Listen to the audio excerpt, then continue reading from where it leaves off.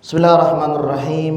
Uhayyitum bittahiyyatil Islam. Assalamualaikum warahmatullahi wabarakatuh.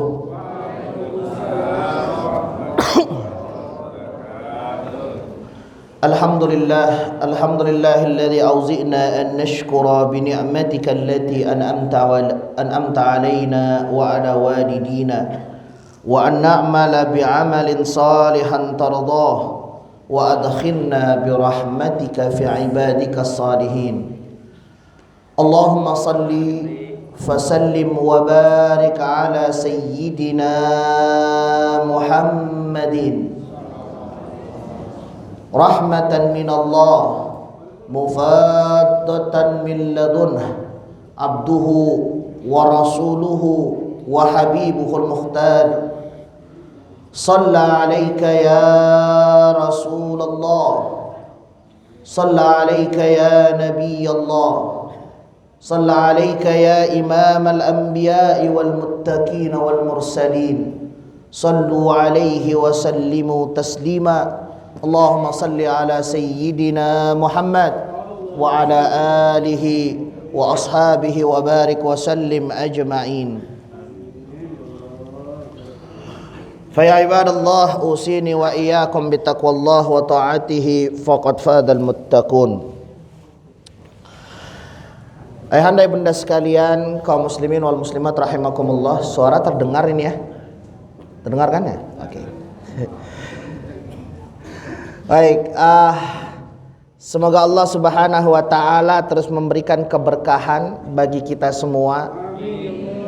Dan semoga Allah Subhanahu wa taala memberikan sebuah nilai dari apa yang kita lakukan hari ini. Selalu saya ungkapkan bahwa Allah Subhanahu wa taala menyandingkan kata-kata raf'ul mu'minin, kata-kata yarfa'ul mu'minin, mengangkat derajat seorang yang beriman, itu dengan satu kalimat walladzina utul ilma, yang dimana dia itu dalam menuntut ilmu. Makanya kepada siapapun yang menuntut ilmu dengan dan cara apapun, hadis Nabi Sallallahu Alaihi Wasallam yang sahih itu ialah utlubul ilma faridatun, menuntut ilmu sedarat dengan faridah. Faridah itu artinya wajib. Maka siapapun yang menuntut ilmu, Allah berikan kemuliaan. Dan selalu saya ungkapkan, selalu saya kiaskan bagaimana seorang Adam alaihi salam, Nabiullah Adam alaihi salam, itu dimuliakan Allah Subhanahu wa taala setelah dia belajar. Beliau belajar. Allama Adamal asma'a kullaha summa 'aradahum 'alal malaikah. Ketika Allah mengajarkan kepada Nabiullah Adam nama-nama seluruhnya, setelah itu ditunjukkan oleh Nabi Adam, baru saat itu malaikat langsung mengatakan subhanaka la ilma lana illa ma 'allamtana. Maha suci Engkau ya Allah, yang telah kecuali Engkau telah mengajarkan kepada kami.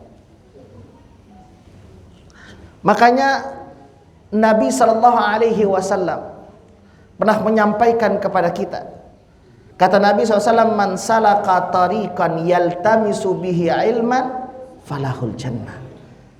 Kalau seandainya nanti ayah bunda sekalian, seandainya memang maut menghadap kita, maka kita terhitung menjadi seorang yang syahid.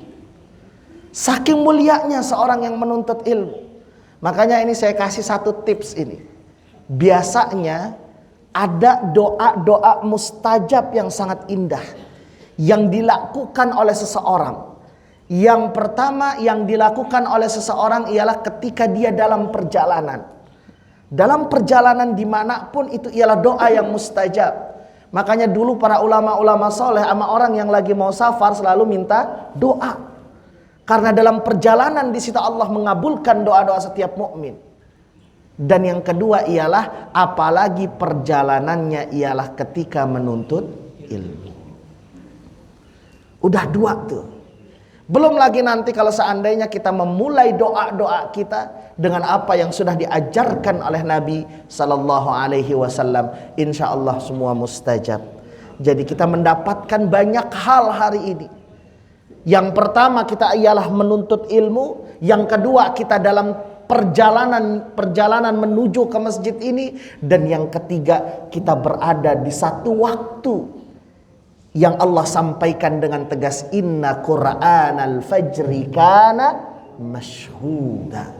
Yang namanya waktu subuh masyhud, kita disaksikan oleh para malaikat-malaikat Allah, dan malaikat hanya melakukan dua hal. Yang pertama mengaminkan doa, dan yang kedua berdoa kepada Allah melihat hamba-hambanya yang menuntut ilmu, berta'aruf, bertakarrub kepada Allah subhanahu wa ta'ala. Maka mudah-mudahan di waktu-waktu kita yang indah ini kan paling enak kalau dalam suasana-suasana kayak gini ngapain Bu? Tidur, ngopi, ngopi, nonton gitu kan. Paling enak tuh kayak begitu. Jujur ustadz itu paling susah kalau namanya kajian subuh. Macet.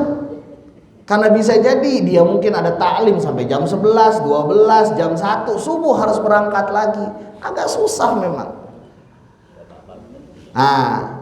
Tapi waktu subuh ini ialah waktu yang sangat indah.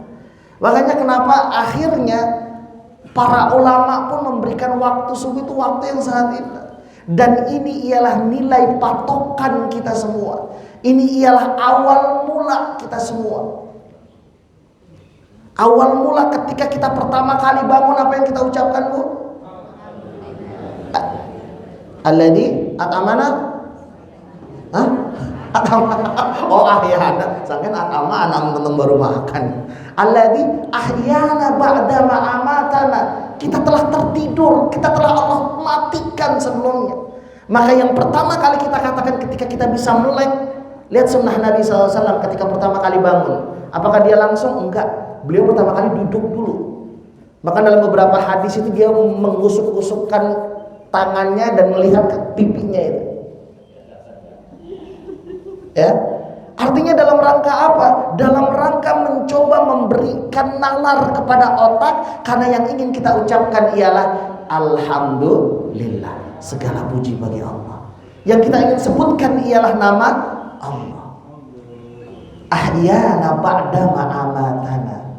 Namun apakah kita seketika itu langsung saja merasa bahwa kita akan tetap tidak akan binasa? Tidak.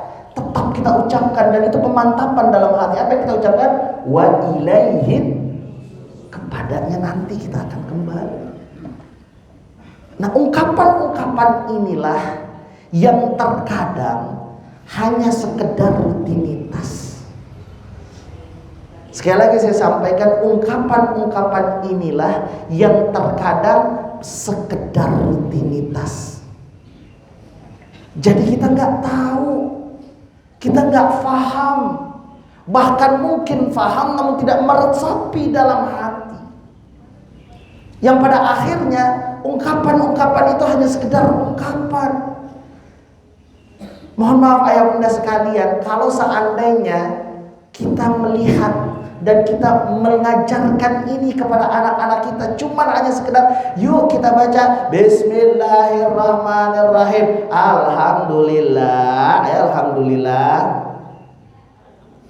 Setelah itu ahyana, setelah itu ba'dama, hanya sekedar itu, dan sampai kita dewasa itu saja yang kita pahami, maka yang terjadi hanya sekedar rutinitas. Ini yang kita bahas hari ini, bahwa dalam jiwa manusia itu ada yang namanya ruh. Dalam pertemuan-pertemuan sebelumnya ayah bunda sekalian, saya telah sampaikan begitu banyak, baik bagaimana Imam Al-Ghazali mengatakan dalam kitab-kitabnya terkait dengan jiwa manusia. Memang paling susah itu bicara tentang manusia, karena terkadang kita bicara tentang diri kita sendiri. Kita tidak mengenal siapa kita, maka kita tidak akan tahu apa yang harus kita lakukan. Jiwa manusia itu kan secara umum ada berapa Bu? akal, ada ruh, dan ada jasad. Baru masuk nanti ada yang dinamakan untuk mengisi ruh itu, Allah persiapkan dua hal yang dia posisinya ada di qalbun. Qalbun itulah yang menjadi, kalau bahasa Imam Ghazali, sebagai punggawa seluruh kehidupan. Makanya seorang itu baik atau buruk tergantung bagaimana hatinya. Seorang itu akan soleh atau salah tergantung bagaimana apa yang membisiki hatinya, sehingga hatinya bisa memberikan respon kepada anggota tubuhnya yang lain. Saya menggambarkan kita itu seperti ini, elemen yang ada pada diri kita. Oke, elemen yang ada pada diri manusia, bahwa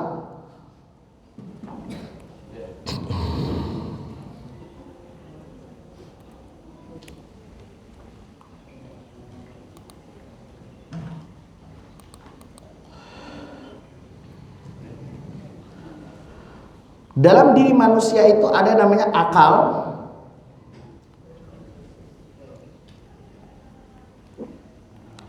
ada ruh dan jiwa. Disinilah ini hasil atau yang dinamakan dengan jasad. Jasad.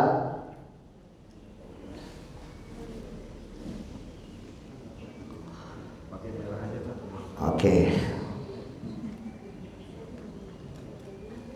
Ya. Jadi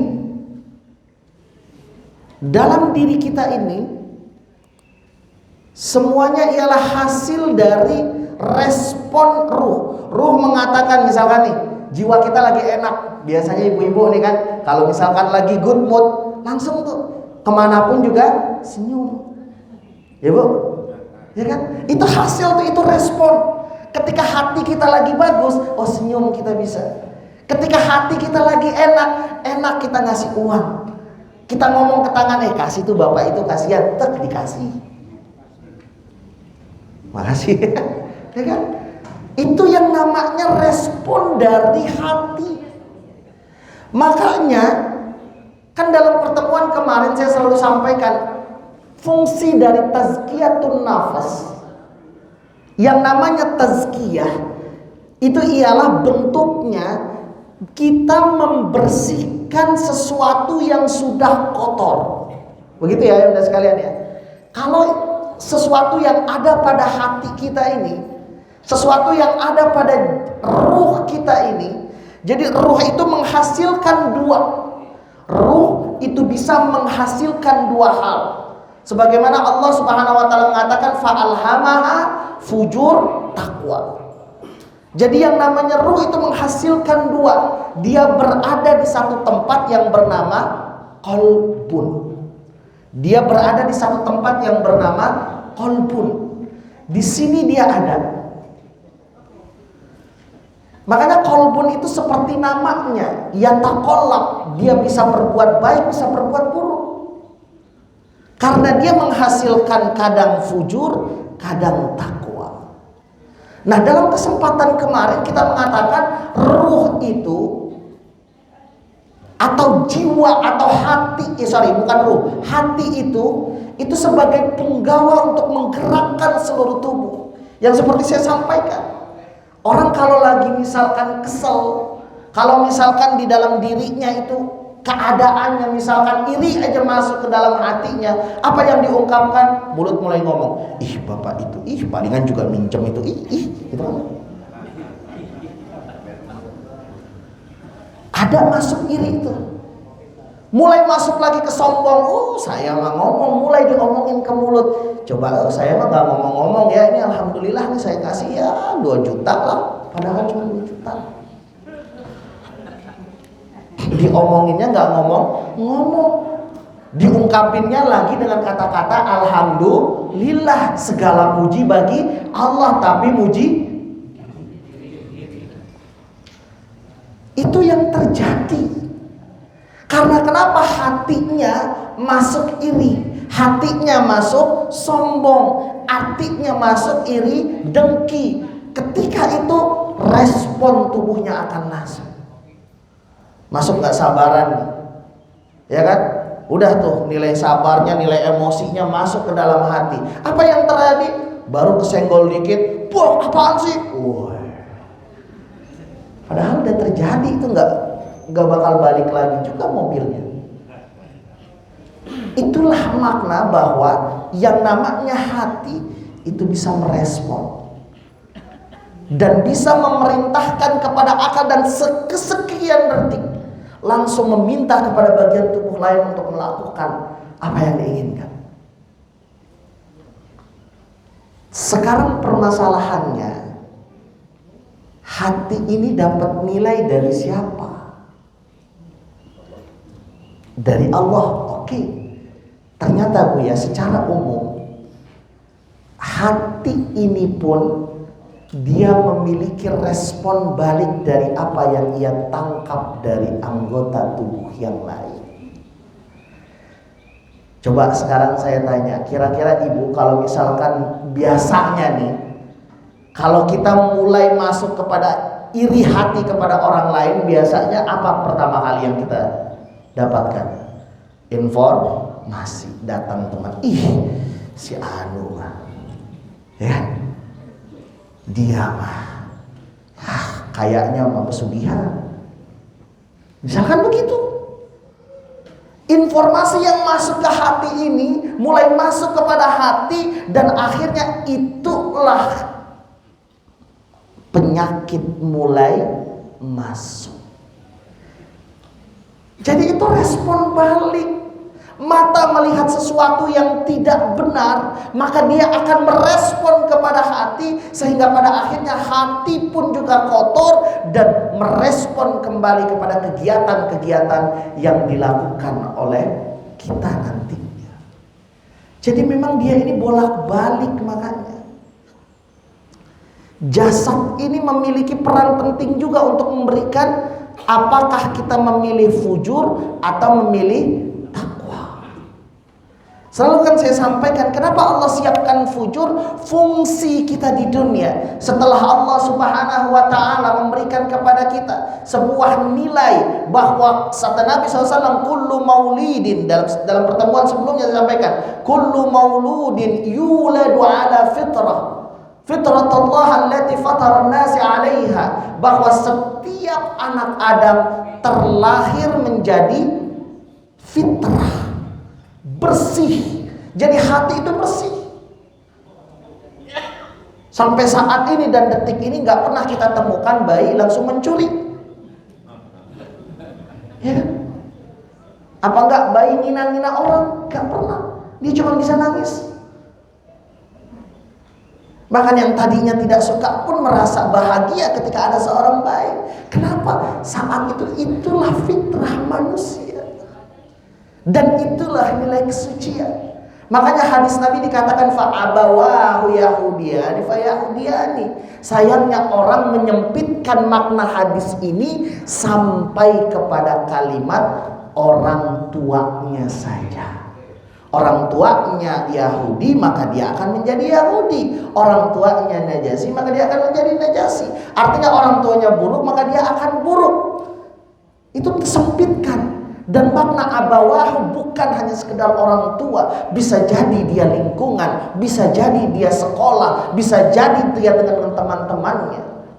Sering kita temukan berapa banyak para anak-anak asatis, anak kiai, anak ulama, anak tuan guru, pada akhirnya harus tidak benar. Kenapa? Karena mungkin saat itu dia ditempatkan pada lingkungan yang salah. Kita lihat ya ayah bunda sekalian, seorang bayi yang suci tiba-tiba udah mulai tuh umur 5 tahun udah mulai ngomong, apa sih bang? Nah, ya kan? Makanya kata lucu-lucunya di umur berapa? 6 tahun, 7 tahun, udah 7 tahun udah gak lucu lagi katanya. Dari mana dia dapat? Apakah hanya dari orang tuanya? Tidak. Itulah yang menentukan Berarti artinya respon dari apa yang ia dapatkan itu memberi masukan kepada hati untuk menentukan dua hal. Kita menutup fujur dan menampilkan takwa, atau jangan-jangan takwa harus kalah dengan fujur. Maka konsep manajemen hati itu mudah ayah bunda sekalian. Konsep manajemen hati hanya dua: berupaya untuk menampilkan takwa dan menutup yang fujur. Makanya selalu saya sampaikan dalam pertemuan-pertemuan sebelumnya, kalau bisa ketika ada fujur tampilkan takwa. Masih ingat ya Pak? Yang mana Pak? Kalau datang ke rumah tiba-tiba ibu cemberut, apa yang kita lakukan? Senyum Bu ya.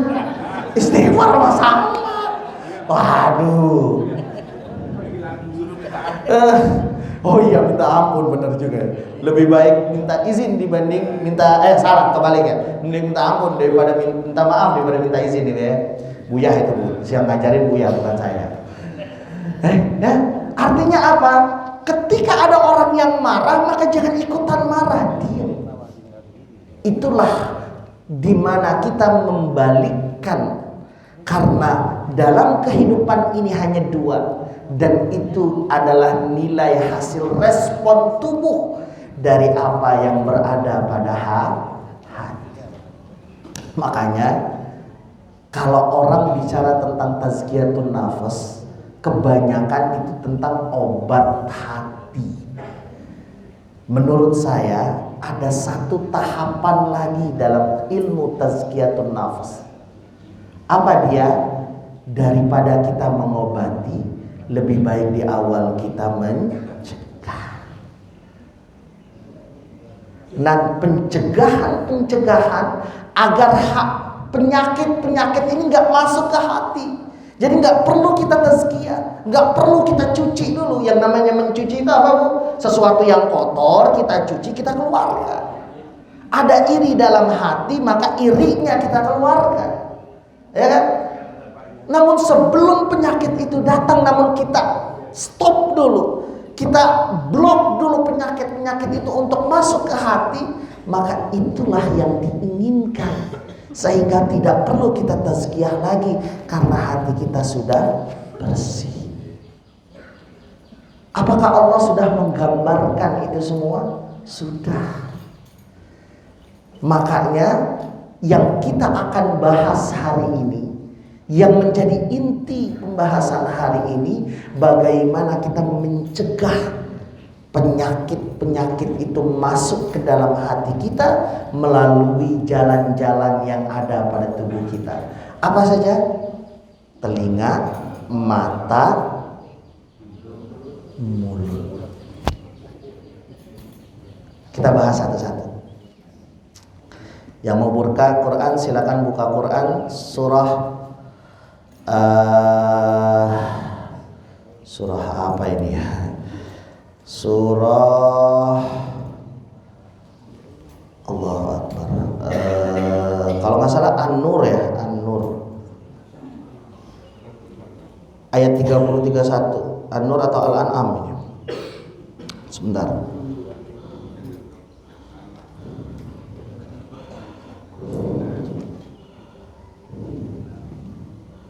Ya, betul. An-Nur, An-Nur ayat 30 dan 31. Ini yang pertama, pandangan. A'udzubillahi minasyaitonirrajim. Wa kullil mu'minina yaghudduna min absarihim wa yahfazu furujahum dzalika azka lakum innallaha khabirum bima ta'malun.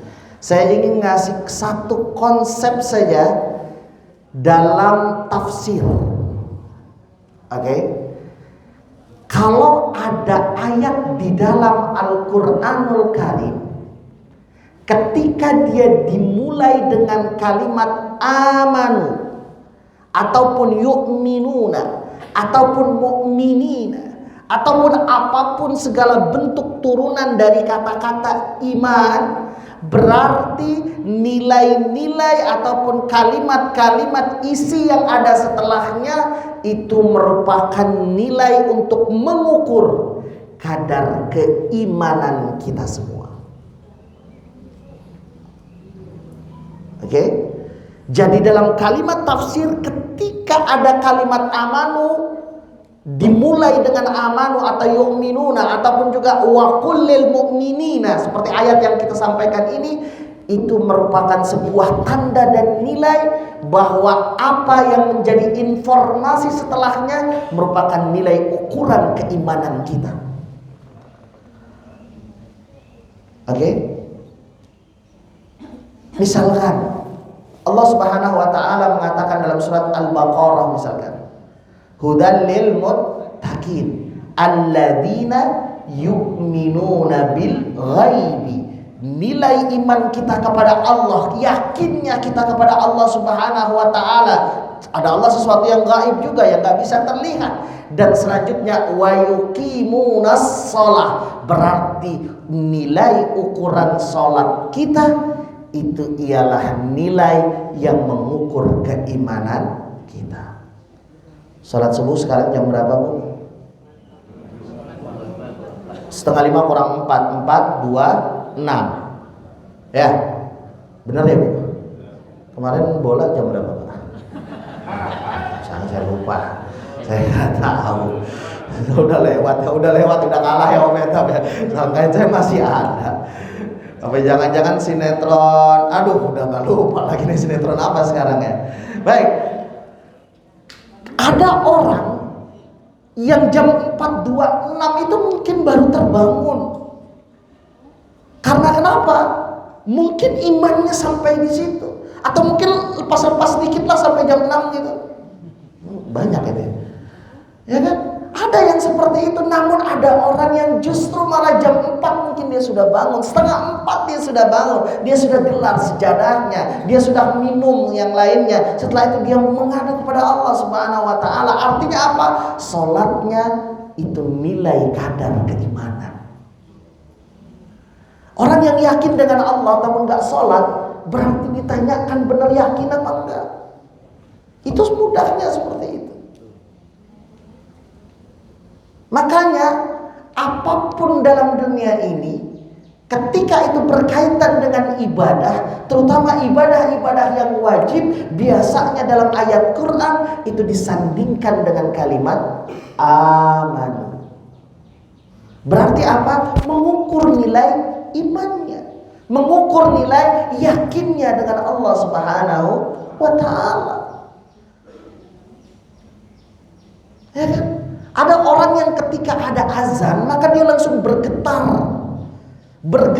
dia dan meninggalkan segala apa yang sudah menjadi pekerjaannya dan langsung menuju sholat. Ada juga yang biasa saja, berarti itulah nilai imannya kepada Allah. Coba ayat Al-Baqarah misalkan, ayat favorit nih, sebentar lagi akan menjadi ayat favorit nih, sekitar 2 bulanan lagi. Apa, Bu? Al-Baqarah 18 gimana? Ya ayyuhal lazina amanu kutiba alaikumus syiyam. Berarti apa? Ketika Allah mewajibkan kita berpuasa, disitulah ukuran nilai iman kita, nilai yakin kita. Nah, berarti dalam ayat ini sudah menjadi pemahaman bahwa bagaimana kita diminta oleh Allah Subhanahu wa taala bagi yang laki-laki, yaghudduna min absarihim, menjaga pandangan dari yang buruk-buruk. Karena otak itu merespon apa yang dilihat oleh mata. Bahasa kasarnya, mata ini nanti akan merespon apa yang disampaikan, apa yang dilihat. Coba ayo bunda sekalian, orang yang melihat dengan nilai keimanan dan melihat yang baik-baik, maka dia akan terbiasa memuji Allah Subhanahu wa taala. Saya khawatir ayah bunda sekalian, kalau seandainya anak-anak itu kita biarkan sekarang, maka ketika melihat sesuatu yang bagus, yang terungkap dalam kalimatnya bukan memuji Allah. Buset, gitu kan?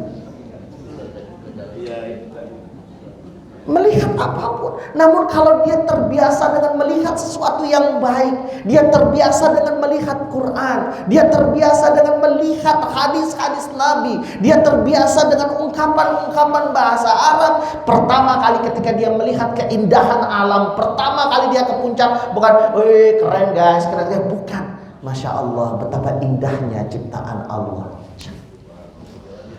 Seperti itu. Karena mata bisa memberikan nilai. Sering saya ungkap dulu Pak, ketika di Mesir, saya sempat di Mesir itu ada namanya terusan Suez. Ya. Ada terusan Suez, beberapa kali saya mengisi di sana. Melalui KBRI saat itu saya diminta untuk mengisi di sana. Orang-orang di sana, kalau ngomong tinggi banget. Ustaz, ini nih Ustaz, terusan Suez Ustaz. Wah, pokoknya nilainya seperti ini Ustaz. Dia itu Ustaz bisa mematukan dari sini ke sini ke sini. Saya, ya. Alhamdulillah, setelah mulai ngaji, sampaikan tentang bagaimana Allah, sampaikan tentang bagaimana penciptaan Allah Subhanahu wa taala dengan logika-logika yang ada, akhirnya semuanya besok ketika ketemu lagi katakan, Ustaz, Masya Allah, indah memang ciptaan Allah tuh Ustaz. Coba lihat terusan Suez ini. Indah. Berubah dengan pertama kali memuji Allah. Kenapa? Masuk dalam pikiran dia, dalam penglihatan dia ialah nilai-nilai Allah Subhanahu wa ta'ala. Makanya yang diminta apa? Yaghudduna min absarihim. Yaghuddu itu kan artinya menghilangkan. Ya kan? Menghilangkan ataupun juga mengabaikan sesuatu yang buruk dalam pandangan kita. Ya Pak? Pandangan pertama sampai ke 10 itu bukannya azab Pak kalau sesuatu yang buruk. Kan kita sering dibercandain ya Pak. Giliran pertama itu nikmat, seterusnya baru. Ya kan, lihat sesuatu makanya begini terus nih, udah saya nggak mau kedip-kedip. Paham kan? Ajaran Ustaz. Biar gak kedip-kedip supaya gak dapat yang kedua. Bukan, pertama sampai selanjutnya itu salah. Hindarin yang namanya pandangan itu. Karena Allah Subhanahu wa ta'ala yaghuddu min absarihim. Jadi ini yang pertama kali harus dijaga, pandangan kita, agar mata ini tidak bisa memberikan respon kepada hati kita dengan sesuatu yang buruk. Tadi buat yang laki-lakinya ya Bu, yang buat perempuannya wa kullil mu'minati yaghuddna min absarihin wa yahfazuna furujahun dan selanjutnya.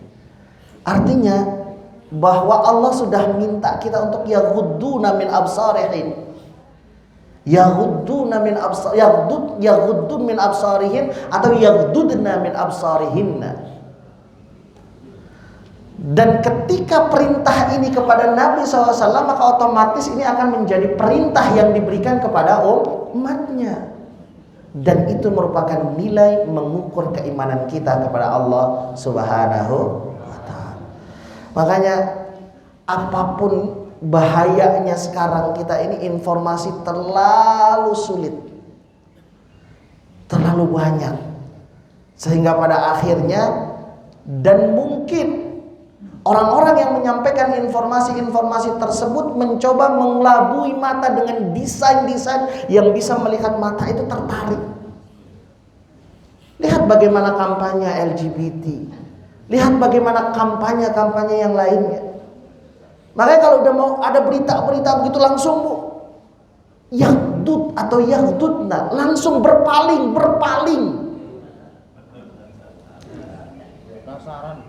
Nah, ya, itu kalau seandainya kita mau mencegah agar penyakit itu tidak masuk ke dalam hati kita, yang pada akhirnya memberikan respon yang tidak baik kepada tubuh kita.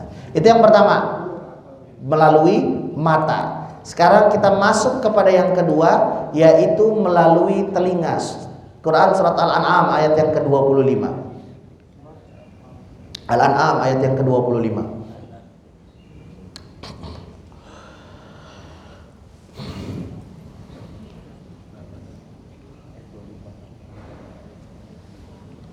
Sudah?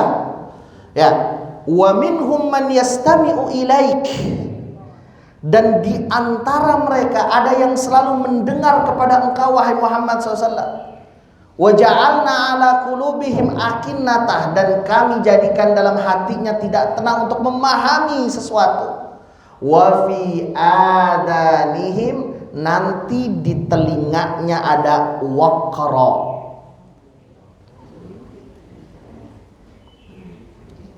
Sesuatu yang menyumbat.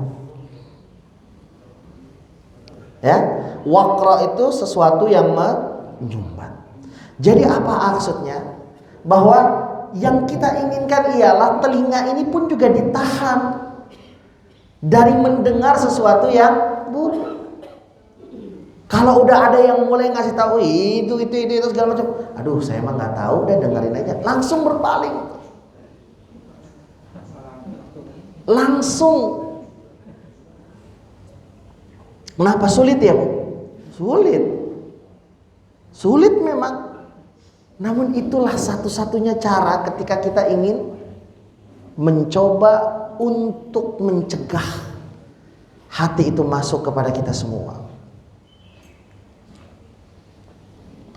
Karena jangan-jangan apa yang didengar oleh kita itu bisa memberikan respon. Nih, ayahnya sekalian, dulu kalau seandainya kita sering mendengar bahwa kalau seandainya seorang anak, oke, dan ketika dia dalam keadaan baik, maka sering-seringlah berikan kepadanya ungkapan-ungkapan Al-Quran.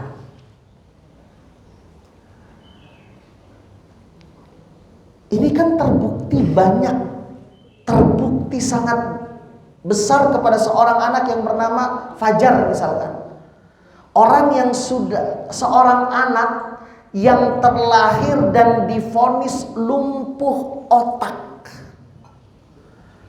Seorang anak yang divonis lumpuh otak.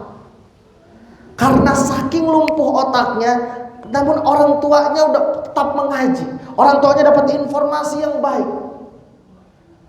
Alhasil dia tidak bisa berbicara karena kemampuannya itu tidak mampu dia. Merespon orang itu sulit, otaknya kecil. Namun yang dia bisa respon saat itu ialah hanya bacaan-bacaan Quran. Maka umur 5 tahun anak tersebut mampu menghafal Quran secara selalu. Lumpuh. Otaknya lumpuh. Namun ini cara Allah Subhanahu wa ta'ala. Kenapa? Informasi yang masuk di telinganya kan masih bagus.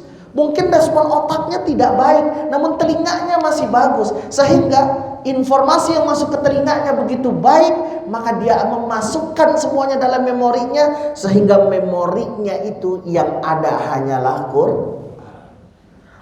Memori manusia ini kan memori yang sangat baik. Para pakar itu ada yang bilang kita ini mungkin kalau bisa dibilang kita ini bisa mampu meng-save, kalau dalam bahasa orang komputer itu mampu menyimpan sekiranya sisa 100 juta gigabit. Bayangin tuh kalau ada komputer 100 juta gigabit. Itu otak manusia. Namun dengan cara-cara yang ada. Kalau seandainya ada nihim waqra, di dalam kuping kita sudah ada penyumbat, yang terjadi adalah kita nggak mampu mendengarkan yang lain. Maka sumbat dulu.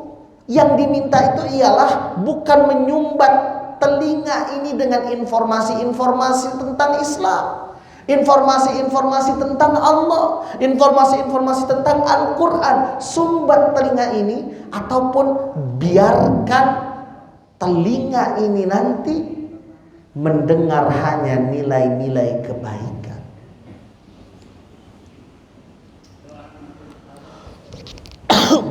Yang terakhir ini yang lebih bahaya ayah bunda sekalian. Kalau seandainya penyakit itu masuk kepada mulut. Oh, gimana tuh saat penyakit itu masuk kepada mulut? Masuk melalui makanan-makanan yang haram. Ini yang agak susah. Ketika ada makanan yang haram masuk kepada tubuh kita, maka sulit kita. Saya pernah diceritakan di salah satu pesantren tahfiz. Dan mungkin ini juga pernah diceritakan oleh siapa? Tadi Hidayat itu. Nah, jadi ada seorang anak datang ke pesantren tersebut. Di sana itu sudah diberikan metodenya dengan begitu baik. Ini anak umur 6 tahun, 7 tahun biasanya kalau menghafal dengan metode-metode yang ada harusnya dia mampu, namun kayaknya sulit banget. Kita lihat bagaimana orang tuanya ternyata anak yang soleh, karena kebetulan merupakan juga istilahnya orang yang sering datang di pengajian di pondok tersebut. Dan di lingkungannya pun menjadi baik. Ini kok ayah bundanya soleh-soleha, ya kan? Kok ini anak masih susah dalam menghafal? Usut punya usut, ketika ditanyakan oleh anaknya, ternyata anaknya tersebut merupakan anak adopsi, yang dimana anak adopsi dari seorang ayahnya pencuri, ibunya mohon maaf seorang wanita. Jadi itu sulitnya begitu. Jadi selama ini dia datang dari hasil yang dihasilkan oleh orang tuanya yang mencuri. Maka itu susah. Yang harus dilakukan ialah masukkan dulu makanan yang halal, masukkan dulu nilai ruh yang halal, baru mungkin bisa. Kalau seandainya ini bisa masuk kepada kita, ini yang sulit. Karena ketika makanan masuk, maka dia masuk akan mengalir kepada darah, dan dari darah itu akan mengalir kepada yang lainnya. Itulah yang akan merespon hati untuk memberikan sesuatu yang buruk. Makanya harus yang dilakukan apa? Masukkan dulu makanan halalnya. Stop dulu mencuri misalkan. Cari dulu pekerjaan yang halal, sehingga dengan yang halal dia bisa menghasilkan darah yang baik juga, dan hati bisa merespon sesuatu yang baik. Ini sulitnya. Karena kenapa? Sesuatu yang sudah dimulai dengan yang haram, maka yang lain tidak bisa. Saya coba masuk sedikit saja sebelum saya baca dari hadis riwayat Muslim tadi di nomor 1015. Wala taqfu ma laysa laka bihi ilm, dan janganlah kamu mengikuti apa yang tidak mempunyai pengetahuan di dalamnya. Inna sam'a, sesungguhnya penglihatan, pendengaran, wal basar, dan juga penglihatan, wal fuad, dan juga hati, kullu ulaika kana anhu mas'ula, setiap itu semua merupakan ada tanggung jawab, merupakan pertanggungjawaban kita kepada Allah Subhanahu wa taala. Jangan sampai ketika sudah masuk yang haram, maka yang terjadi ialah diri kita itu tidak mampu merespon. Bu, ini apa bu? Pulpen. Oke, coba ibu, mohon maaf, yang mau masuk surga angkat tangan. Masuk. Ini hasil respon dari pendengaran yang ngomong, oh saya mau masuk surga. Nah kan tuh, seperti itu. Namun kalau seandainya berapa banyak di antara kita yang akhirnya kita melihat orang datang ke masjid beramai-ramai. Ketika Ramadan misalkan orang datang ke masjid beramai-ramai itu di bundaran itu, kita tahulah semua pada ke al-hidayah. Namun tetap saja seakan-akan kita tidak melihat mereka, dan kita tetap mampir misalkan ke Lipo, mau beli baju gitu misalkan. Nah, kalau yang seperti itu berarti ada yang tertutup dalam pandangan kita. Jadi artinya ketika kita melihat orang berdoyong-doyong ke masjid dan kita ikutan, itulah yang dinamakan dalam Islam balil insani ala nafsihi basirah. Itulah yang dinamakan dengan basirah. Kalau basor itu penglihatan. Bagaimana kita merespon, seperti saya sampaikan, bahwa ini apa? Bulpen benar. Namun ada basirah, penglihatan yang bisa merespon ke hati. Bahayanya kalau seandainya itu semua sudah ditutup. Al-Baqarah di ayat yang kedua selanjutnya ini mengatakan, khatamallahu ala qulubihim wa ala sam'ihim wa ala absarihim.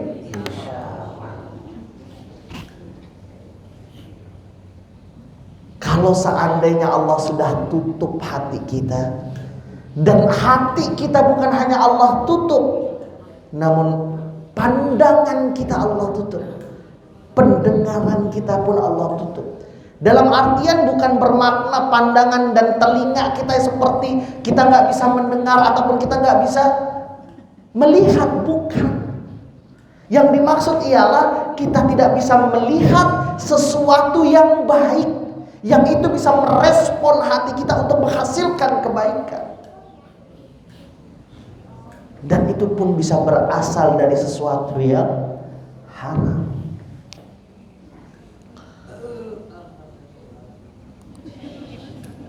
Makanya hadis Nabi SAW dalam riwayat Muslim ayat yang 1015 di nomor yang 1015 ini, Nabi mengatakan bahwa dari Abu Hurairah, qala Rasulullah SAW, ya ayuhan nas, wahai sekalian manusia, innallaha thayyib. Allah itu ialah sesuatu yang baik. La yaqbalullah illa thayyiban.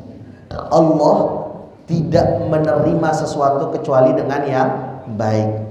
Wa innallaha amaral mu'minin, dan sesungguhnya Allah memerintahkan kepada setiap orang-orang yang beriman bima amara bihil mursalin, sebagaimana Allah memerintahkan para nabi-nabinya.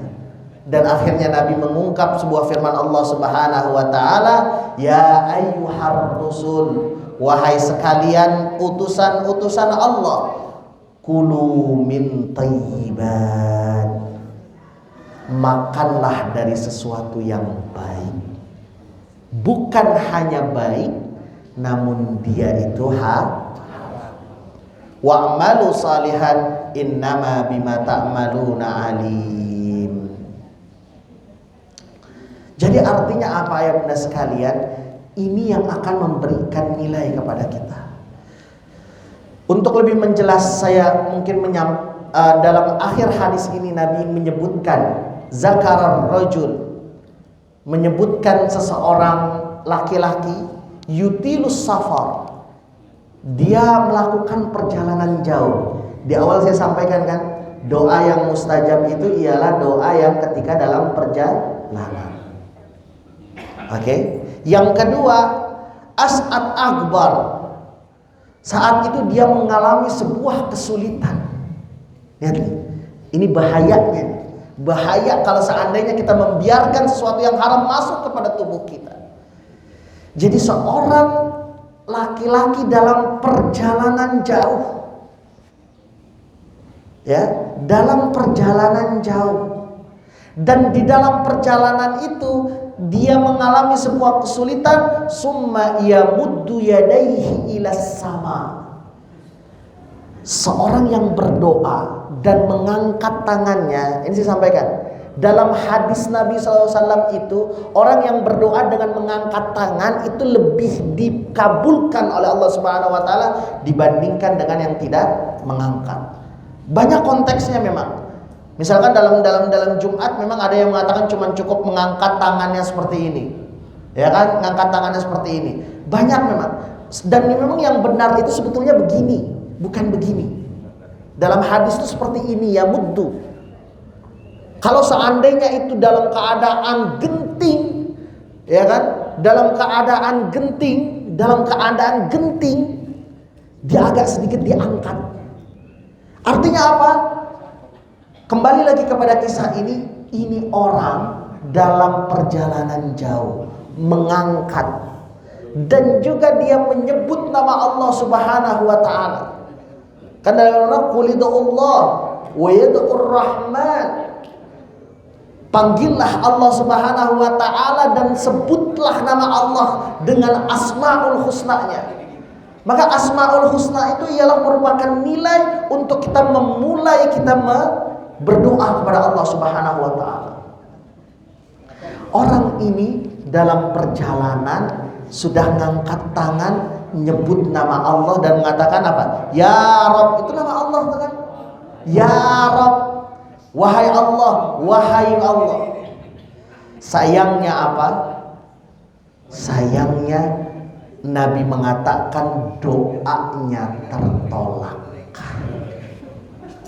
Padahal dia dalam perjalanan, dia mengangkat tangan, dia menyebut nama Allah sebelum berdoa, namun doanya tertolak. Apa dikatakan? Mat'amuhu haram, makanannya haram. Masrabahu haram, wa malbasahu haram, ghuzzi bil haram, fa anna yustajabu lidzalika. Maka doa-doanya yang seharusnya menjadi mustajab bagi dia, karena makanannya haram, libasnya haram, pakaiannya haram, minumannya haram, dan selalu memberikan sesuatu kepada sesuatu yang haram, doanya tidak dikabulkan oleh Allah Subhanahu. Dan ini yang paling bahaya. Makanya saya sampaikan, kalau seandainya penyakit itu datang melalui mulut dan itu masuk, ini yang paling bahaya. Kenapa? Kita tidak lagi bisa berdoa kepada Allah Subhanahu wa taala, karena doa kita tidak diistijabah oleh Allah Subhanahu wa taala. Maka ayah bunda sekalian, apalagi yang harus kita lakukan? Daripada kita susah-susah untuk tazkiyah, untuk mencoba membersihkan, mendingan sekarang kita coba untuk menghindari itu semua, sehingga itu tidak masuk kepada kita. Terakhir, karena kemarin saya diminta pakai kitab, maka saya masuk kepada kitab. Ya pakai ya. Amanat, ini amanat. Kemarin dia bilang diambil dari mana? Saya ambil dari Nasaihul Ibad aja. Jadi orang lokal. Wah, mungkin kan orang. Syekh Nawawi Al-Bantani. Baik. Ada di yang berkaitan dengan apa yang kita bicarakan di pembahasan yang ke-8 dan ke-9 tentang takwa dan dunia. Nabi SAW mengatakan dari Anil A'mash. A'mash ini namanya Saiman bin Mahran Al-Kufi. Berarti dia lahir di Kufah, gitu ya. Dari Saiman bin Mahran Al-Kufi radhiyallahu anhu. Beliau mengatakan, man kana ra'su malihi at-taqwa. Siapa yang menjadikan modal kehidupannya ialah takwa, kallata alsun an wasfi ribhin dinihi, maka dia akan menjadikan lidah-lidah itu ialah untuk menyifati keuntungan bagi agamanya. Wa man kana ra'su malihi ad-dunya, kalau seandainya modal kehidupan yang ada pada dirinya itu ialah dunia, kallatil ansun an wasfil khusrani dinihi, maka dia menyifati melalui lisan-lisannya itu ialah kerugian pada agamanya. Wal makna, dan maknanya ialah man tamassaka ala taqwa, siapapun yang berpegang teguh kepada ketakwaan, wa biimtisali awamirallah taala wa ijtinabi ma'asi, dengan mencoba melakukan perintah-perintah Allah dan menjauhi ma'asi, maksiat-maksiat, bi anna assasa af'alihi bimuwafiqati syara', yang dimana yang dia jadikan dasar setiap kegiatan yang dia lakukan ialah sesuai dengan apa yang diajarkan oleh syariat. falahu hasanatin katsirah la tuhsa, maka dia tidak akan mendapatkan kebaikan-kebaikan yang tidak terhitung dan tidak ternilai. Wa man tamassaka, dan siapapun yang berpegang ala umurin muhalafati syara', dengan segala sesuatu yang bertentangan dengan syariat, falahu sayyi'atin katsirah, maka dia akan mendapatkan keburukan yang banyak. Ajjazat alsun an dzikrin dzalika bil adad, ini yang menghasilkan lisannya tidak mampu menyebut nama Allah dan mengingat segala sesuatu yang pada akhirnya keburukan itu terus bertambah dan bertambah lagi. Maka yang terpenting ialah bagaimana kita menjadikan nilai dunia kita ini apa? Takwa atau hanya kesenangan dunia? Kalau takwa pilihan kita, maka kita akan memberikan kebaikan-kebaikan yang mungkin tidak kita kira-kira. Terakhir di makalah yang ke-9 dari Sufyan Ats-Tsauri radhiyallahu an, wa huwa syekhul Imam Malik, dan dia adalah gurunya Imam Malik. Kullu maksiatin, ini penting. Kullu maksiatin, setiap maksiat, nasyi'ah an sahwatin, segala maksiat yang dibangun atas unsur bahwa kita mengikuti syahwat kita, ay istiyaqun nafsu ila syai', yang dimana itu merupakan sebuah bagian dari kita mengikuti hawa nafsu kita, fa innahu yurja ghufranaha, itu masih mungkin kita mendapatkan ampunan Allah Subhanahu wa taala. Yang bahaya yang kedua, ay maksiatin wa kullu maksiatin, dan setiap maksiat nasaat yang dibangun an kibrin, dari kesombongan pada diri kita, aida wal fad, ataupun juga ingin dianggap bahwa itu merupakan kita itu lebih dari segalanya, fa innahu la yurja ghufranaha, sesungguhnya itu tidak akan mendapatkan ampunan Allah Subhanahu wa taala. Kenapa dijelaskan? Ini yang diterjemahkan oleh Ibnu Hajar Al-Asqalani ini. Li'anna maksiatan iblis kana asluha, sebuah kemaksiatan iblis ataupun juga kemungkaran yang dilakukan oleh iblis itu min kibr, dari kesombongan. Berbeda dengan apa yang dilakukan oleh Sayyiduna Adam, Nabiullah Adam.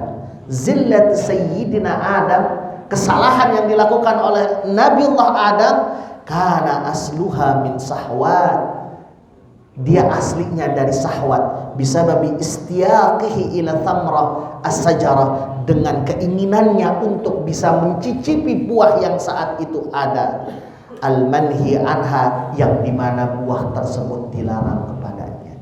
Intinya jangan sampai kita melakukan maksiat itu berasal dari kesombongan.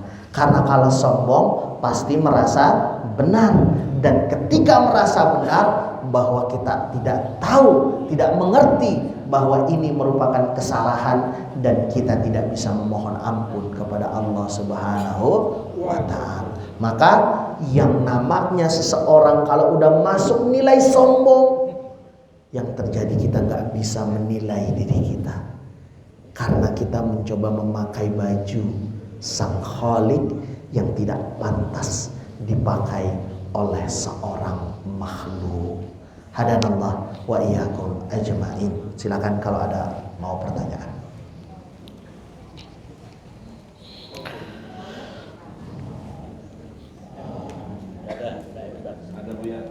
Silakan.